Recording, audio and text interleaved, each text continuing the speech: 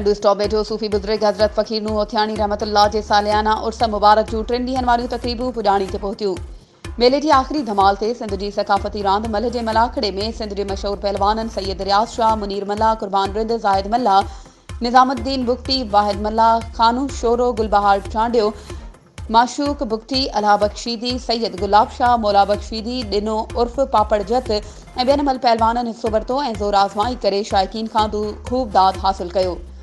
सूफ़ी बुज़ुर्ग फ़कीर नूह होथियाणी रहमतुल्लाह जे उर्स मुबारक दौरान सरवरी जमायत जे रूहानी पेशवा मखदूम जमील समाज जो मैनेजर ऐं म्यूनिसिपल कमेटी हाला जो चेयरमैन गुल मोहम्मद पंवर फ़कीर ताज मोहम्मद नोहपोटो जी दावत ते ॻोठ दरगाह फ़कीर नूह होथियाणी पहुतो,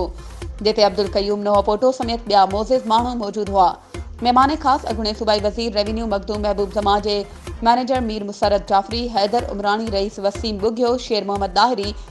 इमदाद चांद, रियाज़ तवक्कल मेवण, असफन सोनारो, अमान आरबाणी, इब्राहिम माछी ऐं ॿियनि सां गॾु उर्स मुबारक में शिरकत कई। दरगाह जे कादी नशीन फ़कीर वली मोहम्मद नोहपोटो सिंध जी सक़ाफ़त लुंगियूं अजरकूं ओढाए संदन आदर भाव कयो। आख़िर में मल पहलवाननि में ट्रॉफियूं इनाम ऐं कैश पैसा तक़सीम कया विया। वधीक ख़बरुनि ऐं अपडेट्स जे लाइ असांजे चैनल खे सब्सक्राइब कयो ऐं हा, बेल आइकन खे प्रेस करणु न विसारिजो त जीअं असांजी हर नई अचण वारी वीडियो तव्हां ताईं पहुची सघे।